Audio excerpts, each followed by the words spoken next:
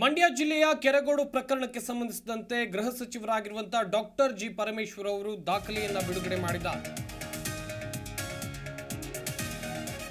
ಇದರಲ್ಲಿ ಸರ್ಕಾರದ್ದು ತಪ್ಪು ಇಲ್ಲ, ಪೊಲೀಸರದ್ದು ತಪ್ಪು ಇಲ್ಲ. ಜ್ಞಾಪನ ಪತ್ರ ಬರೆದುಕೊಟ್ಟು ಹೋಗಿ ಕೇಸರಿ ಧ್ವಜ ಹಾರಿಸಿದ್ದಾರೆ. ಗೊಂದಲ ಆಗುತ್ತೆ ಅಂತ ಅಧಿಕಾರಿಗಳು ತೆರವುಗೊಳಿಸಿದ್ದಾರೆ. ಸಾರ್ವಜನಿಕ ಜಾಗ ಆಗಿರುವುದರಿಂದ ಪೊಲೀಸರು ಬಾವುಟವನ್ನು ತೆಗೆದಿದ್ದಾರೆ. ತುಮಕೂರಿನಲ್ಲಿ ಗೃಹ ಸಚಿವ ಡಾಕ್ಟರ್ ಜಿ ಪರಮೇಶ್ವರ್ ಈ ಹೇಳಿಕೆಯನ್ನು ಕೊಟ್ಟಿರು. ಮಂಡ್ಯ ಜಿಲ್ಲೆಯ ಕೆರಗೋಡು ಗ್ರಾಮದಲ್ಲಿ 108 ಅಡಿ ಎತ್ತರದ ಧ್ವಜಸ್ತಂಭದ ಮೇಲೆ ಹನುಮ ಧ್ವಜ ಹಾರಿಸಿದಂತಹ ಪ್ರಕರಣಕ್ಕೆ ಸಂಬಂಧಿಸಿದಂತೆ ಜಿಲ್ಲಾಡಳಿತ ಹನುಮ ಧ್ವಜವನ್ನು ಕೆಳಗಿಳಿಸಿ ಅಲ್ಲಿ ರಾಷ್ಟ್ರ ಧ್ವಜವನ್ನು ಹಾರಿಸುವಂತ ಕೆಲಸವನ್ನ ಮಾಡಿತು. ಹಾಗೇನೆ ಹನುಮ ಧ್ವಜ ಇಳಿಸಿದ್ದಕ್ಕೆ ಸಾಕಷ್ಟು ಆಕ್ರೋಶ ವ್ಯಕ್ತವಾಗಿತ್ತು. ಒಂದು ಕಡೆಯಲ್ಲಿ ಪೊಲೀಸರು ಪರಿಸ್ಥಿತಿಯನ್ನು ನಿಯಂತ್ರಿಸೋಕೆ ಲಾಠಿ ಚಾರ್ಜ್ ಕೂಡ ಮಾಡಬೇಕಾದಂಥ ಅನಿವಾರ್ಯತೆ ಬಂತು. ಒಂದು ಕಡೆಯಲ್ಲಿ ಕೆರಗೋಡು ಗ್ರಾಮಸ್ಥರು, ಹಿಂದೂಪರ ಸಂಘಟನೆಯವರು, ಬಿಜೆಪಿ ಕಾರ್ಯಕರ್ತರು ಹಾಗೆಯೇ JDS ಕಾರ್ಯಕರ್ತರು ಕೂಡ ಇದಕ್ಕೆ ಬೆಂಬಲವನ್ನು ನೀಡಿ. ಇದು ಜುಡಿಷಿಯಲ್ ಪೇಪರ್. ಇದು ಈ ಜುಡಿಷಿಯಲ್ ಪೇಪರ್ ಮೇಲೆ ಅವರು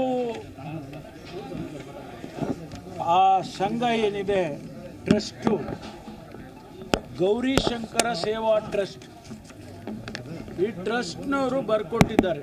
ಏನಂತ ಬರ್ಕೊಟ್ಟಿದ್ದಾರೆ ಅಂದರೆ, ಕೆರಗೋಡು ಗ್ರಾಮದ ರಂಗದಲ್ಲಿ ಧ್ವಜಸ್ತಂಭ ನಿರ್ಮಿಸಲು ನಾವುಗಳು ಅನುಮತಿ ಕೋರಿದ್ದು ಸರಿಯಷ್ಟೇ. ಸದರಿ ಧ್ವಜಸ್ತಂಭ ನಿರ್ಮಾಣಕ್ಕೆ ಸಂಬಂಧಿಸಿದಂತೆ ನಿಮ್ಮ ನಿಬಂಧನೆಗಳಿಗೆ ಒಪ್ಪಿಕೊಂಡಿದ್ದು, ಯಾವುದೇ ಲೋಪದೋಷ ಅಹಿತಕರ ಘಟನೆ ಸಂಭವಿಸಿದಂತೆ ಹಾಗೂ ಯಾವುದೇ ರೀತಿ ಲೋಪದೋಷವಾದಲ್ಲಿ ನಾವು ಜವಾಬ್ದಾರಿಯಾಗಿರುತ್ತೇವೆ ಎಂದು ಈ ಮೂಲಕ ಒಪ್ಪಿ ಸಹಿ ಮಾಡಿರುತ್ತೇವೆ.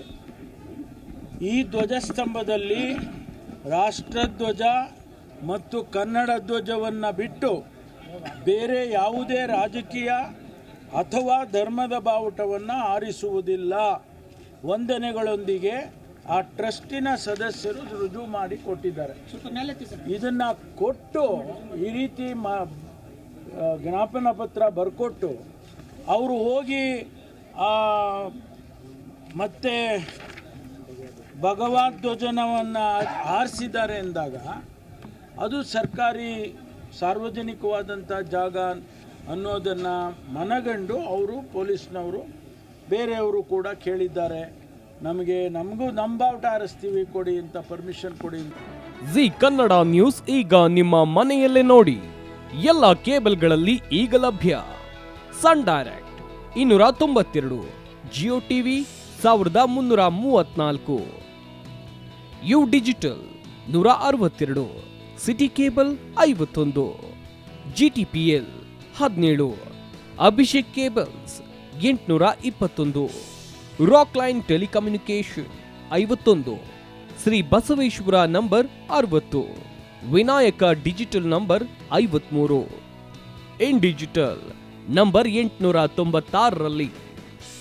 ನಿಮ್ಮಿಸ್ತದ ಜಿ ಕನ್ನಡ ನ್ಯೂಸ್ ನೋಡಿ ಆನಂದಿಸಿ.